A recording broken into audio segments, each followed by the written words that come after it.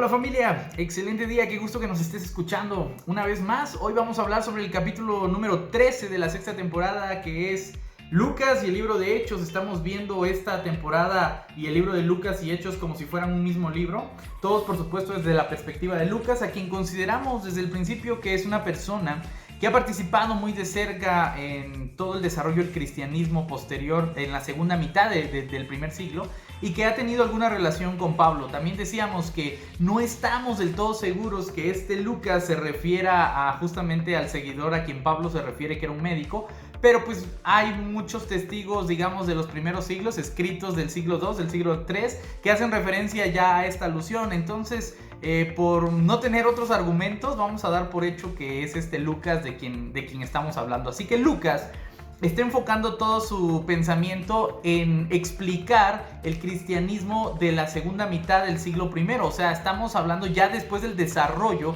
del cristianismo, después de la muerte de Jesús y después de que los apóstoles se dispersaron por todos lados, diferentes ministerios se iniciaron y el ministerio más fuerte fue el ministerio que se desarrolló con los gentiles, aquellas personas que fueron predicadas por Pablo y por todo, digamos, el linaje o toda la escuela paulina, la misma escuela que va a crear el cristianismo que al día de hoy conocemos y que es incluso uno de las líneas de pensamiento más fuertes de todo el cristianismo. Así que Lucas está escrito para todos los gentiles, está escrito en un lenguaje que puede entender el pensamiento griego, la mentalidad griega, y tiene por supuesto un fin, como todos los demás evangelios. En este caso es ir contando qué ha sucedido a lo largo de toda la historia, cómo argumentar de manera así un poco histórica y un poco sistemática todos los procesos que han llevado al cristianismo a encontrarse en el estado en el que seguramente se encuentra en el año 70 aproximadamente después de Cristo. Así que hoy vamos a platicar ya del libro de Hechos, el capítulo 2, pero vamos a estar hablando sobre la predicación de Pedro. Esta es la tercera parte de todo el libro de Hechos, y en la predicación de Pedro vamos a encontrar una reacción de los gentiles convirtiéndose al cristianismo. Bueno, no de los gentiles, sino de los griegos que son judíos pero que viven en otras zonas, ¿no? Olvida lo que dije de los gentiles, eso es más adelante, sino que es de los griegos, de las personas que son judías de religión, pero que estas personas solamente confiesan la religión, aunque la cultura ya está media mezclada con toda la perspectiva griega. Aquí es donde va a empezar una línea de pensamiento bastante interesante, en donde el cristianismo se empieza a abrir a muchos más seguidores. ¿Cómo va esta partecita? Bueno, en primer lugar, Jesús muere. Después de la muerte de Jesús viene la resurrección. Después de la resurrección viene la ascensión de Jesús. Después de la ascensión de Jesús viene el derramamiento del Espíritu Santo. Y después del derramamiento del Espíritu Santo viene la predicación de Pedro. Y es sobre la cual vamos a hablar el día de hoy. Esta la vamos a encontrar en el capítulo número 2 de Hechos, en el versículo 14, y dice de la siguiente manera: Pedro se puso de pie con los 11. Acuérdate que ya escogieron a un nuevo apóstol. Y levantando la voz les dirigió la palabra: Judíos y todos los que habitan en Jerusalén, sépanlo bien y presten atención a lo que voy a decir.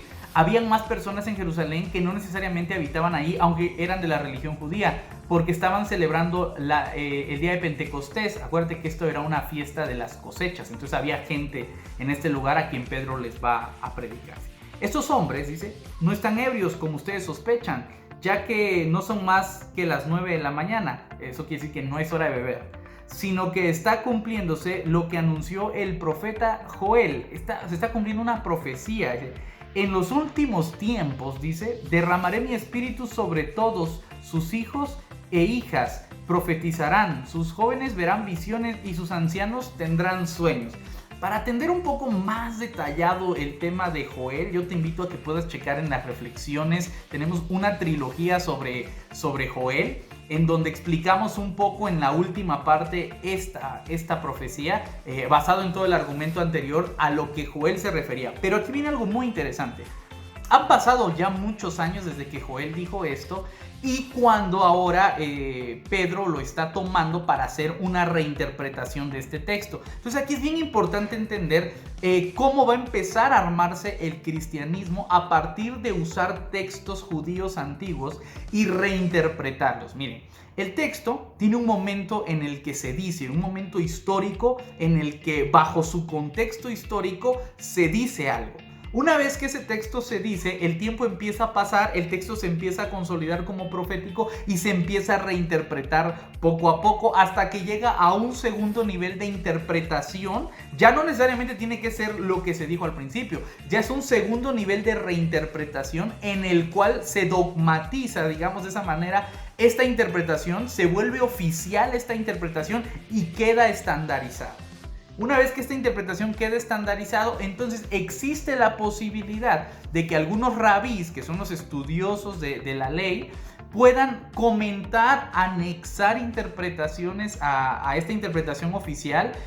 Rarísima vez existe que algún rabí contradice a la interpretación oficial, pero todas estas interpretaciones van quedando registradas y aquellos rabís que tienen, digamos, una posición fuerte, una influencia grande, se van posicionando a tal punto, puede llegar a ser, de que la interpretación de un rabí muy poderoso se ponga a la par de una interpretación, digamos, oficial, y entonces existan dos interpretaciones oficiales. O sea, esto puede llegar a suceder a lo largo de la historia. Por eso, cuando ya estamos en los tiempos de Jesús, hay diferentes líneas de pensamiento. Están los saduceos, los esenios, los celotes, aunque no son del todo religiosos, más militares, pero están como una facción más del judaísmo. Y dentro del fariseísmo incluso hay dos líneas de pensamiento muy importantes, que son el del maestro Hillel y el del maestro Shammai. O sea, no está todo estandarizado como si solo hubiese una interpretación. Bastante paradójico, porque si desde tiempos muy antiguos eso no existía, parece ser que ahora ya queremos estandarizar una sola interpretación, y realmente eso no va a suceder.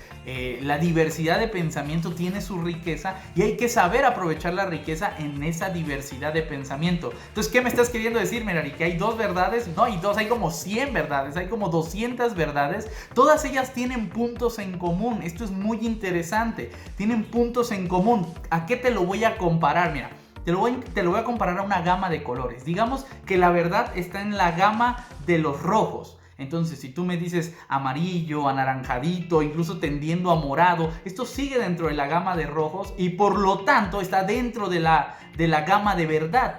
Pero si alguien llega y dice verde, está totalmente fuera de la gama. Entonces, la verdad a la cual quizá me estoy refiriendo ahora es a una gama de perspectivas dentro de un punto en común. Este punto en común es la escritura, es el texto mismo, que ha sido interpretado desde diferentes perspectivas, pero siguen manteniendo una esencia en común. Por ejemplo, todos los profetas mantienen la esencia en común del día del Señor, del remanente, de la justicia, por ejemplo, una justicia social, una crítica hacia el abuso social de los poderosos hacia los pobres, y esa es como que la parte esencial que tienen todos ellos. Alrededor de ese margen esencial, de esa gama de colores, entonces es como se van construyendo diferentes interpretaciones. ¿Por qué es necesario explicar esto justo acá?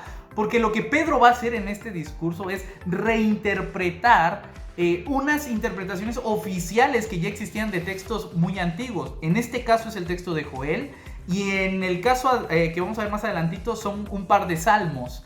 Entonces, ¿qué está haciendo Pedro? Pedro está tomando textos anteriores. Pedro ya conoce cómo se interpretan oficialmente esos textos, pero ahora, desde la perspectiva de Lucas, por el Espíritu Santo, Pedro está tomando esos textos, los está reinterpretando y se los está atribuyendo a Jesús. ¿Esto es válido? Bueno, va a ser válido en la medida en que la gente que está escuchando a Pedro respalde esta interpretación y se le sume a Pedro. Si nadie se le suma a Pedro, si nadie escucha la interpretación que Pedro está dando, pues esta interpretación va a ser absolutamente innecesaria, no va a ser recordada por nadie, no va a ser validada por nadie, no va a tener ningún sentido hacerlo.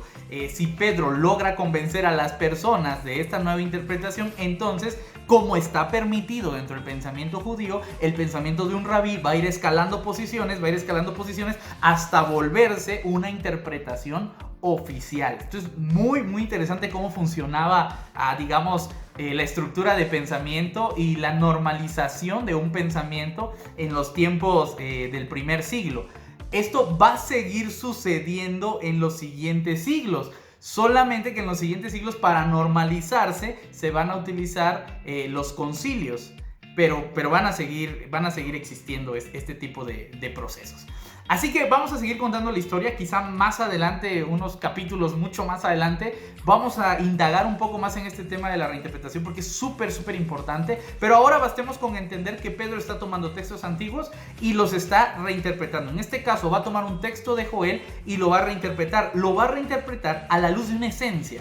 La esencia del día del Señor, que es un día que Joel venía anunciando y todos los profetas también. Es un día que en la interpretación normal se le atribuía a que Dios iba a ejercer un día del Señor, digamos, definitivo, en el cual iba a juzgar a los pecadores y a los justos, y a los pecadores les iba a otorgar alguna especie de castigo, y a los justos los iba a liberar de esa ira del día del Señor y los iba a exaltar. ¿Cómo se iba a cumplir el día del Señor? Bueno, y entonces se va a empezar a cruzar con otra normalización de otros textos proféticos que se habían ya estandarizado para ese tiempo, como es el acontecimiento del Mesías. Entonces se hablaba de que Dios iba a levantar a un rey. Ojo, nunca ninguna normalización decía que iba a ser Dios encarnándose, eso no existía. Tampoco decía que el Hijo de Dios iba a venir a la tierra, eso no existía en ninguna normalización.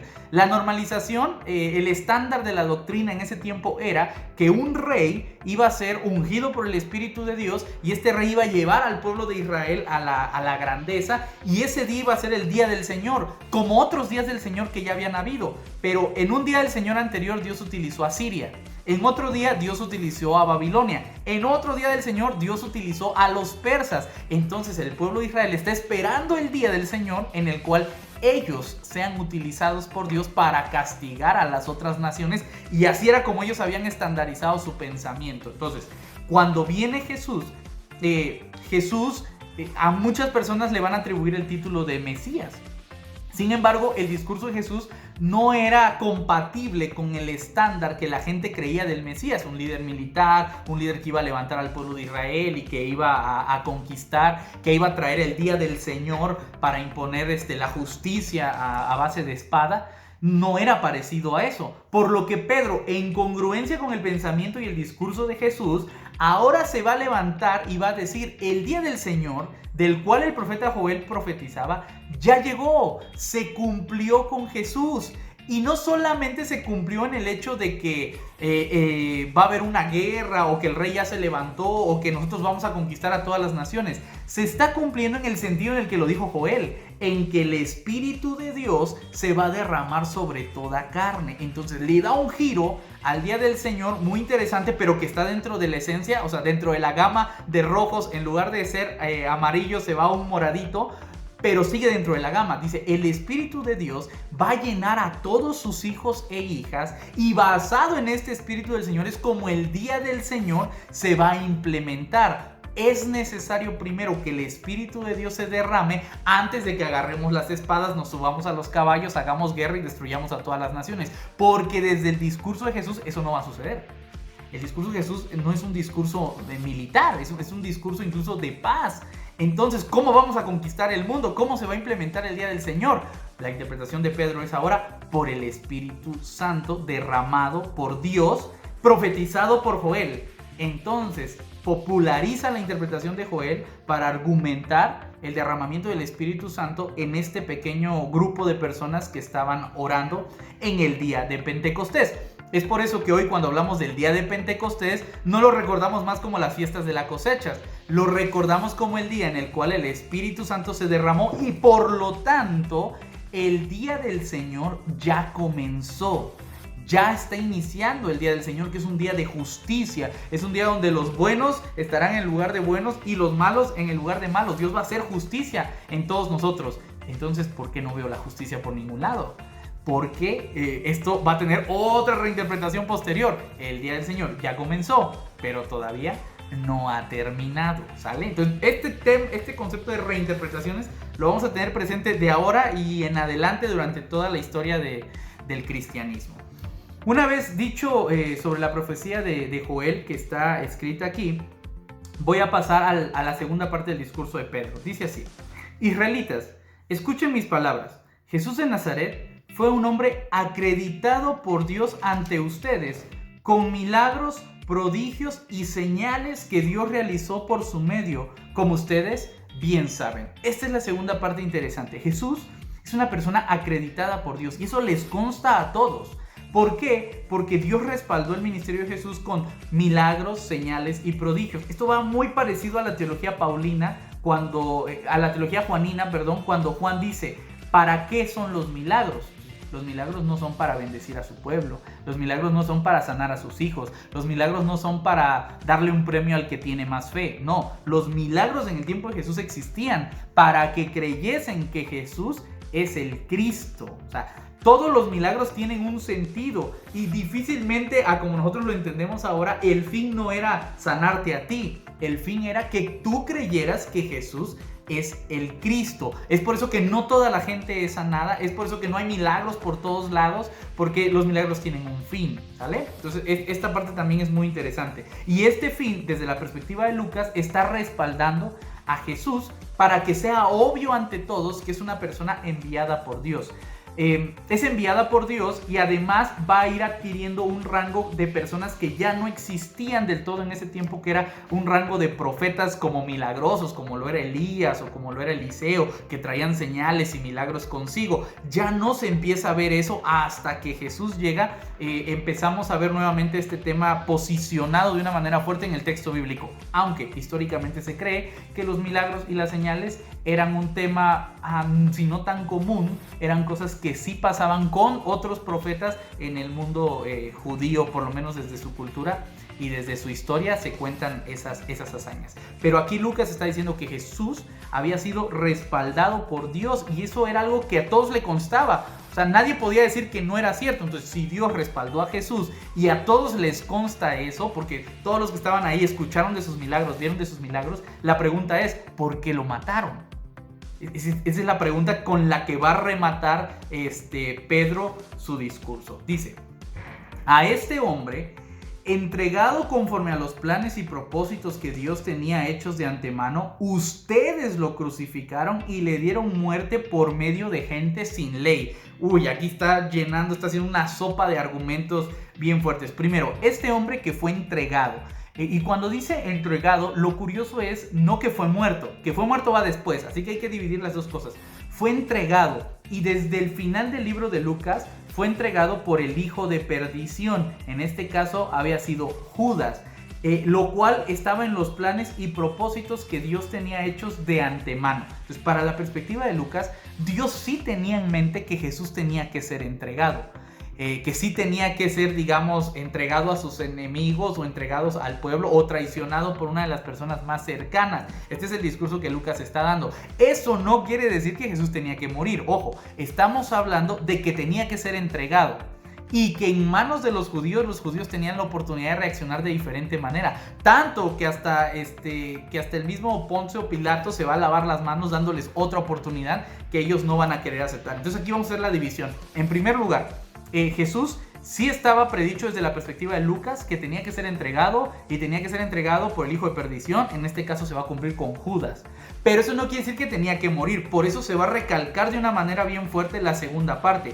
Ustedes lo crucificaron y ustedes le dieron muerte. Pero no solamente le dieron muerte, sino que además no se atrevieron a darle muerte conforme a sus propias leyes. Pues no había nada que lo acusaran, sino que lo entregaron todavía a gente sin ley. Esto es, a los romanos. Por eso Jesús va a morir, no con una muerte que está escrita en la ley. Por eso te digo, esto no pudo haber estado en los planes de Dios que está describiendo Lucas, porque sale de la ley del mismo Dios, sino que ustedes lo entregaron a gente sin ley, en este caso los romanos, y por eso los romanos lo crucificaron. O sea, todavía les está diciendo, como ustedes no encontraban cómo matarlo con la ley, porque él no había fallado a la ley, entonces lo entregaron a gente sin ley para que ellos se mancharan las manos. Pero ellos no tienen las manos manchadas de sangre. Ustedes lo asesinaron. Ese es el discurso de Pedro y va bastante fuerte a todo un público de judíos, a todo un público de conocedores de la ley, a todo un público que sabe que Jesús era una persona respaldada por Dios y que ha sido asesinada por los romanos. Aquí Pedro está revelando, no fueron los romanos, fueron los judíos los que lo entregaron y los que lo mataron. Ese es como que el clímax del discurso de Pedro. Ya te imaginarás cómo se va a estar sintiendo los judíos en ese momento. A algunos se les está revelando porque no sabían toda la trama que había detrás de la muerte de Jesús, y algunos que sí sabían qué estaba pasando están empezando a sentir remordimiento. Pero Dios, liberándolo de los rigores de la muerte, dice, lo resucitó, porque la muerte no podía retenerlo. Y aquí es donde vienen dos salmos reinterpretados muy interesantes. El primero dice, David, refiriéndose al Señor, dice: pongo siempre delante al Señor, con Él a la derecha no vacilaré. Por eso me alegra el corazón, mi lengua canta llena de gozo y mi carne descansa esperanzada, porque no me dejarás en la muerte, ni permitirás que tu devoto conozca corrupción. Me enseñaste el camino de la vida, me llenarás de gozo en tu presencia. Viene la explicación de Pedro. Hermanos, permítanme que les diga con toda franqueza, el patriarca David murió y fue sepultado, y su sepulcro se conserva hasta hoy entre nosotros. Pero como era profeta y sabía que Dios le había prometido con juramento que un descendiente carnal suyo se sentaría en tu trono, está argumentando a una parte del libro de Segunda de Reyes, que se está refiriendo a su linaje, por supuesto. Previó y predijo la resurrección del Mesías, diciendo que no quedaría abandonado en la muerte, ni su carne experimentaría corrupción. Ahora, 2000 años después yo leo el Salmo y por supuesto que Pedro está descontextualizando terriblemente un salmo, ¿no? O sea, por supuesto que David no se refería a Jesús, por supuesto que no se refería al Mesías, por supuesto que no tiene nada que ver con lo que está argumentando Pedro. Pero te lo estoy diciendo yo 2000 años después, cuando las reglas de interpretación ya son diferentes. Vaya, es como acusar, por ejemplo, a Nabucodonosor de faltarle a los derechos humanos a los judíos. Es ilógico, los derechos humanos no existían en ese tiempo. Yo no puedo criticar a una persona de 2000 años atrás con argumentos del presente. No puedo atribuirle, porque lo estoy evaluando desde fuera de su contexto. Imagínate que yo le dijera a los primeros humanos que empezaron con la escritura hace como 4000, no, un poquito más, como 5000 años, empezaron el periodo de la escritura, y yo les decía, oigan, o sea, ¿cómo son tan lentos de escribir en piedra? ¿Por qué no tomaron una tableta y escribieron en la tableta, en una computadora, lo subieron, lo cargaron a la nube y ahí lo hubiésemos podido descargar cuando quisiéramos? O sea, es ilógico juzgar a una persona con elementos del presente y juzgarla a los acontecimientos y decisiones que tomaron en el pasado, porque estamos descontextualizando anacrónicamente una interpretación. Entonces, desde hoy sabemos que el Salmo no se refería a Jesús, pero en el tiempo de Pedro este modo de interpretación era totalmente válido, y Dios usa a las personas en su tiempo, en su contexto y con sus herramientas. Por lo que, desde el contexto de Pedro, desde el tiempo de Pedro, desde las herramientas de Pedro, esta interpretación es totalmente válida. Y Dios está utilizando eso para predicarle a la gente de su tiempo, del tiempo que le está escuchando en ese momento a Pedro, no a nosotros. Vaya, no nos está predicando a nosotros Pedro, les está predicando a las personas de su tiempo. Eso hay que tenerlo en mente también. Quien les va a predicar a las personas de 2020, en este caso va a ser yo o otros pastores con otras herramientas, y por supuesto con unos discursos totalmente contextualizados, porque si no estaríamos predicándoles a ustedes que tienen celulares, tabletas, computadoras y la nube, y nosotros les estaríamos escribiendo una carta en un bloque de piedra, ¿no? Y en tal caso estaríamos haciendo otra descontextualización anacrónica. Entonces espero me haya logrado explicar. Si no, te pido que regreses el video y lo vuelvas a escuchar, y si tienes dudas, nos escribas por acá en los comentarios. ¿Qué te parece? ¿Qué dudas tienes? ¿Qué no te queda claro? ¿Qué piensas de la interpretación anacrónica? Muchas cosas que tú quieras comentarnos, por favor escríbenoslas, compártenoslas, y en la medida de lo posible vamos a tratar de responderte. Yo no sé todas las respuestas, pero no hay que saberlas todas. A veces solo hay que tener el número de teléfono de quien sí las sabe, y eso sí los tengo. Así que si tú quieres preguntarme y yo no puedo responderte, con todo gusto voy con alguien que seguramente tiene respuestas más certeras, más cercanas, y vamos a tratar de responder todas las dudas posibles. Así que, para ir concluyendo esta célula el día de hoy, Pedro va a utilizar dos salmos. El primero de ellos es para argumentar que Jesús iba a resucitar desde el discurso de David. Y el segundo lugar va a hablar de la exaltación de Jesús desde otro discurso de David. Este está en el versículo 34 y dice así: Porque David no subió al cielo, sino que dijo el Señor a mi Señor, siéntate a mi diestra hasta que ponga a tus enemigos debajo de tus pies. Por tanto, que todo el pueblo de Israel reconozca que este Jesús crucificado por ustedes, vuelve a recalcar, ustedes lo mataron, Dios lo nombró Señor y Mesías. Esa es la conclusión del discurso de Pedro. Así que Pedro, utilizando 3 textos del Antiguo Testamento, Joel, Salmos y Salmos, 2 salmos diferentes, está argumentando que el día del Señor ya llegó, ya se cumplió y se cumplió con el derramamiento del Espíritu Santo. En segundo lugar, que Jesús es el Mesías y esto está argumentado por los milagros y señales que todos aquí conocen. Que sí, ustedes mataron a Jesús, pero que Jesús resucitó porque Dios resucitó a Jesús y no permitió que se quedara muerto, sino que la muerte no pudo ni siquiera vencer a Jesús.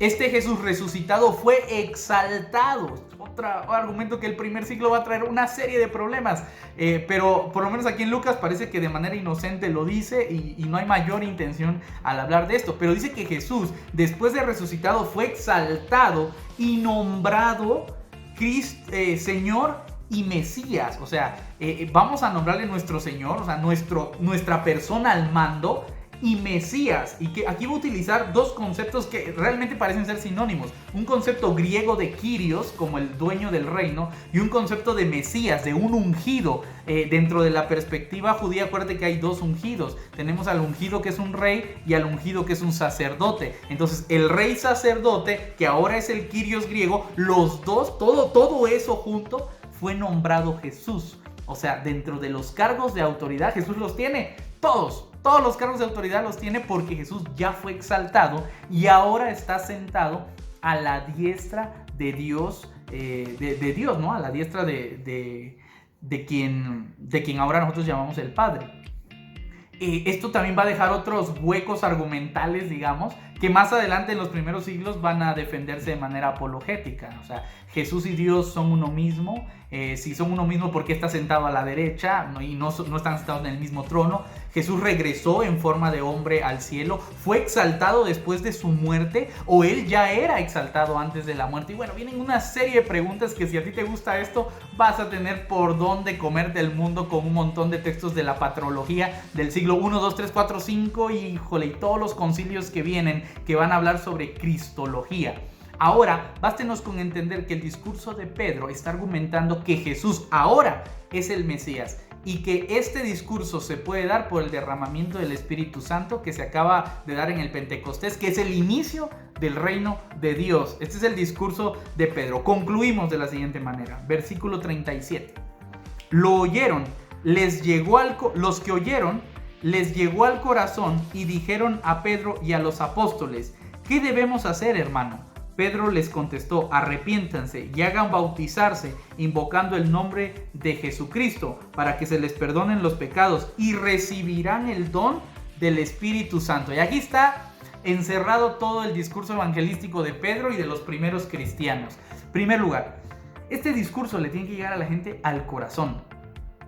Porque no es algo que racionalmente tenga sentido. Pablo más adelante, más atrás, porque estamos hablando de un texto que se escribió antes, va a hablar de la locura de la cruz. Es un argumento que no le pega a la cabeza, es un argumento que le pega al corazón. ¿Y por qué le pega al corazón? Porque se está cumpliendo otra profecía, ¿no? Haré de sus corazones de piedra corazones de sangre y escribiré mi ley en vuestros corazones y no necesitarán más nunca que alguien les enseñe algo. O sea, esto es algo que también se había dicho por los profetas, que Pedro por supuesto conoce y continuando con este modelo de discurso reinterpreta cosas y está diciendo, estos discursos llegan al corazón de las personas, el Espíritu Santo toca el corazón de las personas y es la única manera en que las personas hagan caso a este discurso. ¿Cómo sé si una persona está haciendo caso a mi discurso? Si las palabras que le estoy diciendo le llegaron al corazón. Por su respuesta. Su respuesta es, ¿qué tengo que hacer? Su respuesta no es, sí te creo. No. Su respuesta es, ¿qué hago? Si el discurso no te lleva a hacer algo activo, no fue efectivo. El Espíritu Santo no está obrando en una persona que no está dispuesta a hacer algo después de haber escuchado este mensaje. Entonces es muy importante reconocerlo. Cuando a una persona le cae el 20 del discurso del Evangelio, hace algo, pide, ¿qué tengo que hacer? ¿Qué sigue? La persona que se queda en stand-by, que ya no quiere hacer nada, que no tiene planes para seguir adelante, no es una persona que esté siendo motivada por el Espíritu Santo. Es una persona que está motivada quizá por su razón, por una necesidad. Diga, vaya, pues ¿para qué? Por el miedo, ¿no? Para que yo me salve y no me muera, pues tengo que creer en Jesús, ni modo, creo en Jesús. Pero no, una persona que ha sido dirigida por el Espíritu Santo siempre quiere hacer algo. Por eso la pregunta es, ¿qué tenemos que hacer, hermanos? Esa es la respuesta. Y Pedro les va a contestar con lo que el cristiano tiene que hacer en un inicio de su ministerio. No es todo lo que tiene que hacer, es el inicio, es el opening de su ministerio. Y lo que tiene que hacer es bautizarte en el nombre de Jesús, para que tus pecados te sean perdonados, y entonces recibirás el don del Espíritu Santo. Y aquí está completo, digamos, el proceso del cristianismo. Tú primero te llega el evangelio, ¿no? O sea, y eso te mueve a hacer algo, quieres hacer algo, así que buscas, indagas, preguntas, ¿qué tengo que hacer? Alguien por fin te da la respuesta, y la respuesta es que te tienes que bautizar, y que te tienes que arrepentir, por supuesto, y que en este bautizo y arrepentimiento se te perdonarán los pecados. Y cuando esto suceda, entonces el Espíritu Santo llegará sobre ti. Más adelante nos vamos a encontrar con historias de personas que se bautizaron, pero que el Espíritu Santo no llegó sobre ellos. O al revés, personas que primero fueron bautizadas por el Espíritu Santo y después tuvieron que bautizarse en agua. Así que si alguien quería anotar paso 1, paso 2 y paso 3, no lo anote, bórrelo, porque no tenemos la menor idea de cómo funcionan las cosas. Lo que sí estamos seguros es que estos son elementos en la vida de todo cristiano que tienen que pasar sí o sí. Primera pregunta, ¿estás arrepentido? ¿Quieres hacer algo después de escuchar el discurso del evangelio? ¿Tienes la necesidad de querer responder a Dios? ¿Ya te bautizaste? ¿Estás arrepentido de las cosas que no has hecho quizá del todo bien? Y la última pregunta, ¿has recibido el Espíritu Santo? Si tu respuesta fue así, sí a todas, quédate y seguimos viendo los siguientes capítulos. Si tu respuesta fue no a alguna de ellas, quédate, seguimos viendo los siguientes capítulos, y si nosotros podemos ayudarte en algo, estamos en la mejor disposición de que concluyas tu proceso y ayudarte a que el Espíritu Santo sea derramado sobre ti para que el reino de Dios siga creciendo y seamos muchos más los que busquemos un mundo mejor. Este ha sido el capítulo número 13 de la sexta temporada, La Prédica de Pedro. Que Dios te bendiga, un fuerte abrazo y nos vemos en el siguiente capítulo.